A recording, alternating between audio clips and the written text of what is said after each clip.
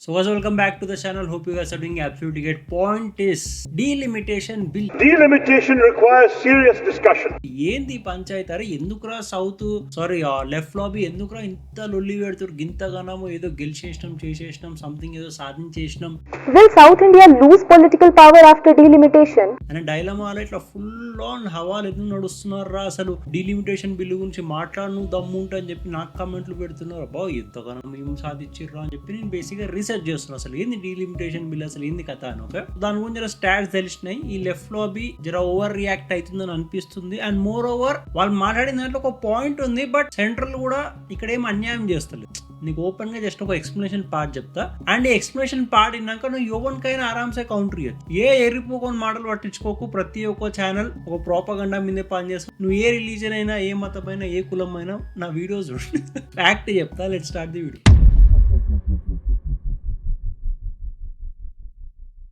So ఇప్పుడు point ఏంటంటే ఈ డీలిమిటేషన్ బిల్ మీద విచిత్రమైన థింగ్ ఏంటంటే చంద్రబాబు నాయుడు గారు, జగన్ గారు ఇద్దరు అపోజిషన్ అనే భేదం లేకుండా ముంగటికి వచ్చి సపోర్ట్ చేశారు. అండ్ ఇప్పుడు DMK party, Karnataka Congress party ఇవి సపోర్ట్ చేయలేవు. అండ్ తెలంగాణ ఇక్కడ కూడా రేవంత్ రెడ్డి, కేటీఆర్ ఏం సపోర్ట్ చేయలేరు. వాళ్ళ మాటలో మాట్లాడుతున్నారు, అపోజ్ చేస్తున్నారు. ఆ ముచ్చట పక్కకు పెట్టి బట్ ఇక నీకు యాక్చువల్ కాన్సెప్ట్ చెప్తా అసలు ఏంది డీలిమిటేషన్ అంటే. సో బేసిక్ గా ఈ డీలిమిటేషన్ అనేది ఒక 50 ఏళ్ళు ఆపిరు. అంటే 1976 నుంచి 2026 వరకు 50 ఏళ్ళు ఆపిర్రు. రెండు డిఫరెంట్ గవర్నమెంట్స్ దీని మీద డిసిజన్ తీసుకొని ఇంత లాంగ్ నడిపించారు. బేసిక్ గా ప్రతి 11 years ఒకసారి క్యాష్ సెన్సస్ అయినప్పుడు ఇది రివైజ్ అవుతూ ఉండాలి. బట్ ఎనీవేస్ సౌత్ స్టేట్స్ ఏవైతే పాపులేషన్ కంట్రోల్ మీద పని చేశారు కదా, వాళ్ళతో అన్యాయం అవుతుంది అని చెప్పి ఒక 50 years డిలే చేసారు, స్టాప్ చేసారు, హోల్డ్ చేసారు ప్రాసెస్ ని. బట్ ప్రెసెంట్ గా చెయ్యాలి. కాన్స్టిట్యూషన్ ప్రకారం ఆ డీలిమిటేషన్ ప్రాసెస్ ని జరపాలి. సో ఇప్పుడు యాక్చువల్ డీలిమిటేషన్ ఏదో మాట్లాడదాం. ఇప్పుడు బేసిక్ గా లోక్ సభలో 543 సీట్లు ఉన్నాయి, బరాబర్ ఎంపీ సీట్లు వాట్స్ ఎవర్. అయితే ఈ 543 సీట్లు ఏవైతే ఉన్నాయో అది ఒకప్పుడు పాపులేషన్ తగ్గట్టు ఉన్న సీట్లు అవి. బట్ ఇప్పుడు త్రూఅవుట్ ది డెకేడ్స్, ఇప్పుడు 6 decades 7 decades ఏవైతేనో దీని ప్రకారంగా పాపులేషన్ చాలా పెరిగింది. అండ్ ఒకప్పుడు ఒక లీడర్ కింద 10-15 లక్షల మంది ఉంటుండే. ఇప్పుడు అదే లీడర్ కింద 30-35 లక్షల మంది ఉన్నారు ఆ పలానా కాన్స్టిట్యున్సీలో. సో పాపులేషన్ పెరిగినప్పుడు సీట్ల పర్సంటేజ్ ఏవైతే కేటాయిస్తారో పలానా స్టేట్స్ కి అవి కూడా చేంజ్ అవ్వాలి కదా. సో ఆ చేంజ్ ఈ డీలిమిటేషన్. ఇప్పుడు పాయింట్ ఏంటంటే డీలిమిటేషన్ లో ఫస్ట్ ప్రపోజల్ ఏముండే అంటే ఈ 543 సీట్లు ఏవైతే ఉన్నాయో వాటికి ఎక్స్ట్రా 50% సీట్స్ యాడ్ చేస్తారు. అంటే అరౌండ్ లైక్ 815 నుంచి 850 మధ్యలో 50% కంటే ఎక్కువనే సీట్లు యాడ్ చేయొచ్చు. బట్ లెక్కేసుకో బేసిక్ గా 50% వేసుకో, 815 సీట్లు యాడ్ అవుతాయి. 543 50% ఎంత అది యాడ్ చేయి 815 వస్తుంది బరాబర్. సో ఇప్పుడు 815 సీట్స్ యాడ్ చేద్దాము. దాంట్లో కొంతమంది ఉమెన్ కి రిజర్వేషన్ కింద కేటాయిద్దాం అని చెప్పి ఉమెన్ బిల్ కూడా తీసుకొచ్చిర్రు. రెండు బిల్స్ కలిపి ఇంటిగ్రేట్ చేసిర్రు.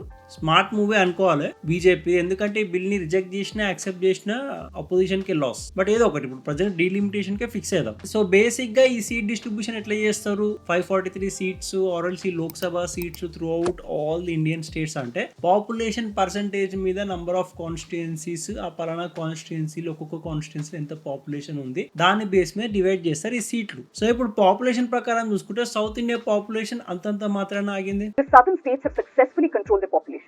మన సైడ్ ఎక్కువ పాపులేషన్ పెరగలేదు, బట్ నార్త్ సైడ్ చాలా పెరిగింది పాపులేషన్. 3 times ఎక్కువ అయింది యాక్చువల్ గా చూసుకుంటే. అండ్ మోస్ట్ ఇంపార్టెంట్లీ యూపీ లాంటి స్టేట్ లో చాలా ఎక్కువ పాపులేషన్ అయిపోయింది. The population has grown a lot, especially in states like Uttar Pradesh and Bihar. So obviously ఇప్పుడు ఈ డీలిమిటేషన్ ఇంప్లిమెంట్ అయింది అనుకో, ఈ నార్త్ స్టేట్స్ ఏవైతే వాటికి ఎక్కువ బలం వెళ్ళిపోతుంది అండ్ సౌత్ స్టేట్స్ వీక్ అయిపోతాయి లోక్సభలో. సో ఇప్పుడు ప్రెసెంట్ గా క్యాలిబ్రేషన్ చూసుకున్నా సరే 543 సీట్లలో సౌత్ స్టేట్ కి అరౌండ్ లైక్ 129 సీట్స్ ఉన్నాయి. అంటే 543లలో 129 సీట్స్ అంటే ఆల్మోస్ట్ 23.5% అరౌండ్ సంథింగ్ ఏందో ఉంది సౌత్ ఇండియా స్టేట్ రిప్రజెంటేషన్స్ లోక్సభలో. పర్సెంటేజ్ గుర్తుపెట్టుకో 23.56 సంథింగ్. ఓకే, అయితే ఇప్పుడు డీలిమిటేషన్ లో సీట్స్ యాడ్ అవుతాయి కదా, ఈ యాడ్ అయ్యే సీట్స్ ఒకవేళ పాపులేషన్ పర్సెంటేజ్ మీద యాడ్ అయితే అది సౌత్ స్టేట్స్ తోటి అన్యాయం చేసినట్టే. ఎందుకంటే సౌత్ స్టేట్స్ లో పాపులేషన్ అంతగా పెరగలేదు. సో అమిత్ షా ఏం చేసిండు, ఇది కూడా ఒక వ్యాలిడ్ పాయింటే కదా అని చెప్పేసి సరే రాబే పాపులేషన్ ప్రకారం పక్కకు పెట్టుర్రి, 543 సీట్స్ కి మనం 50% సీట్స్ యాడ్ చేస్తున్నాం కదా, అరౌండ్ 815 నుంచి 850 మధ్యలో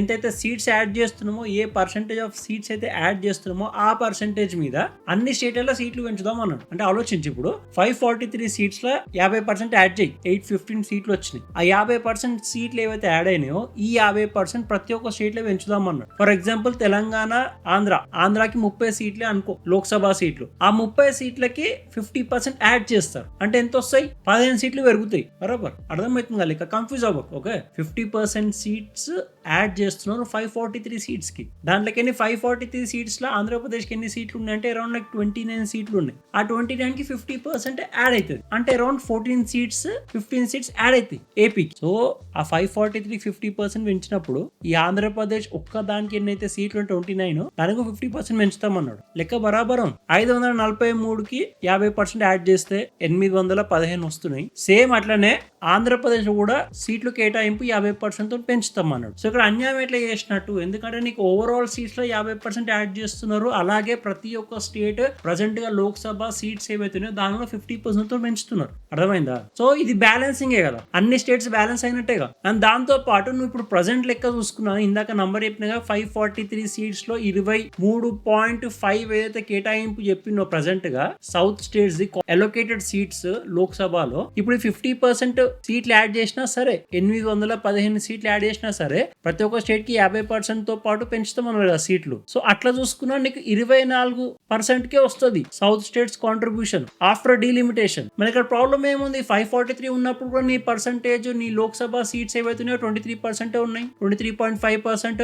ఆఫ్టర్ డీలిమిటేషన్ 50% సీట్స్ యాడ్ అయ్యి 815 అయినా సరే సౌత్ స్టేట్ కి సీట్ అలొకేషన్ 50% తో పెరుగుతుంది. సో 129 సీట్లు ఉండే ఒకప్పుడు సౌత్ కి, అది ఇప్పుడు అరౌండ్ 195 అవుతుంది. అంటే ఇప్పుడు కూడా నువ్వు 24% ఆక్యుపై చేసినావు లోక్సభలో. నీకు నా ఎక్కి లేదు తగ్గి లేరు, జస్ట్ ఒక 0.5% ఏదో పెరిగింది అంతే. మళ్ళీ ఇక్కడ అన్యాయం ఎక్కడ ఉంది సౌత్ స్టేట్ లో తోటి అడుగుతున్నా. నీకు ఇప్పుడు లెక్క అర్థమైతే నీకు అర్థమైపోతుంది. మ్యాథమెటిక్స్ ఎక్కువైంది నీకు సైడ్ లెక్క వేసినా కానీ నువ్వు అర్థం చేసుకో. ఓకేనా? మళ్ళీ ఇక్కడ దెబ్బ ఏంది, మళ్ళీ ఇక్కడ ప్రాబ్లం ఏంది? లెఫ్ట్ లాబీకి, ఈ కాంగ్రెస్ పార్టీకి, ఈ లెఫ్ట్ ఎకో సిస్టమ్ కంటే Delimitation requires serious discussion. Present గా నార్త్ స్టేట్ ఏవైతున్నాయో అవి ఫుల్ ఆన్ హైప్ లో ఉన్నాయి. Hindutva ideology, right wing ideology, BJP support చూస్తూనే ఉంటాం కదా మనం రీల్స్.